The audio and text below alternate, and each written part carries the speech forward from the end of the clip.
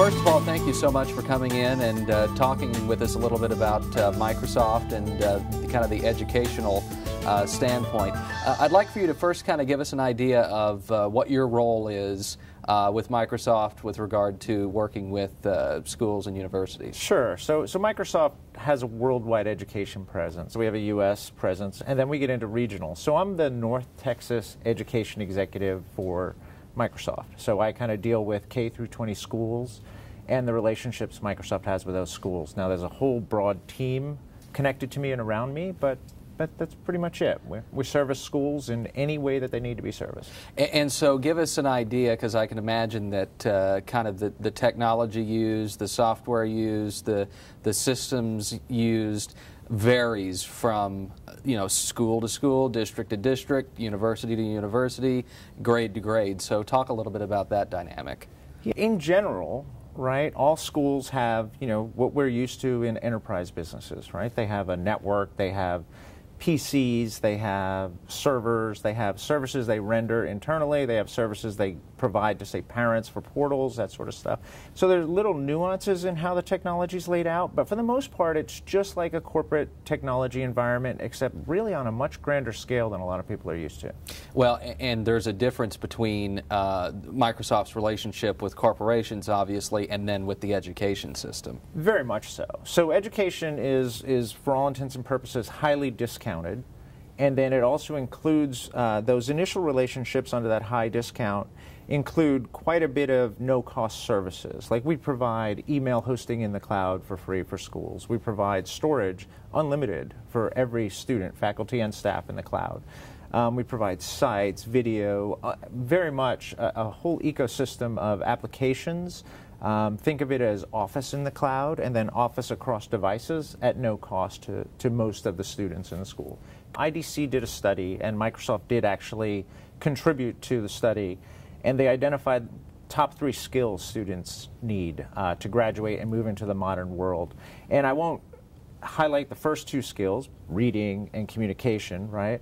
But the third skill was proficiency in Microsoft Office. And just to be proficient in the modern workforce, you need skills in Microsoft Office.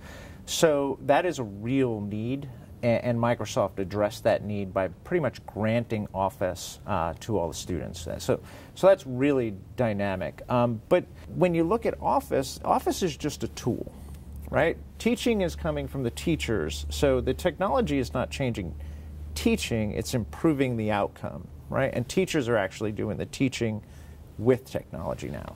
Yeah. And so we were talking about universities.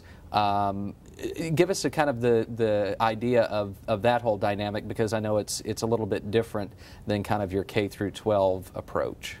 Well, it is very different. So universities almost have they've created a demand for students to come onto their doorstep with these 21st century skills. I mean, I think we're in the 21st century, so it's hard to call them 21st century skills, but this demand is, don't consider attending a university if you can't be proficient in the stuff that they need. So they have a different category of like need.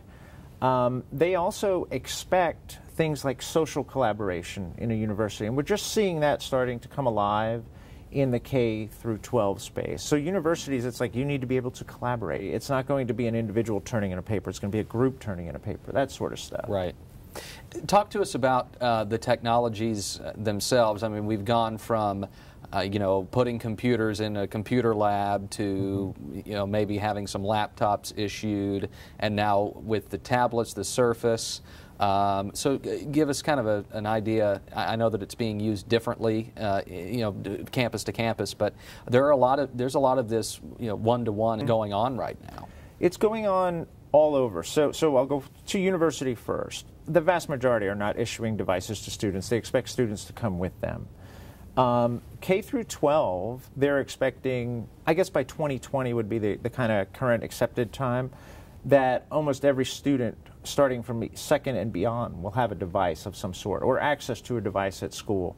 So that's one-to-one. There's mistakes being made in the device arena, huge mistakes, right? Because people haven't necessarily gone to the teachers and said, how will you use this? They basically have looked at press or they've looked at different things and said, we know how, this is the panacea. We're going to staple a device to a kid's forehead and it's going to be better than giving them a textbook. But if a teacher doesn't incorporate it into learning, it's not happening. So when you talk devices, you really have to talk categories of devices, right? Because the only time the device is wrong is when it's the wrong device. Right. If a kid uses it, it's great. Anything else that we've left out? When you think about Microsoft in education, right, we're first and foremost committed to the teachers and educational outcomes. That's kind of our mantra. That's where we get up every day. And we're not just committed to the outcomes, we're committed to improving the outcomes. So we put a lot of resource into, like, we have Teacher Network, where we're training teachers how to use devices or how to embrace technology and how they teach stuff. A lot of people don't know this. This is one of the third largest Microsoft sites in the U.S., and we have more employees here than we do almost anywhere else in the U.S. other than Redmond. Wow. And we're parents, right? My kids go to school here in Dallas, and most of the Microsoft people, their kids go to school in Dallas. So we have this active community of Microsoft folks who go to these different schools and they engage and they actually teach people how to use stuff. It's kind of fascinating because, you know, involve parents, active teachers, the right tools, and you get great educational outcomes, right? So you've got Microsoft very involved in North Texas. More Eye on Technology segments at cbsdfw.com/Eye on Technology, and be sure to listen to Eye on Technology on News Radio 1080 KRLD every Tuesday at 1:10 and 5:50.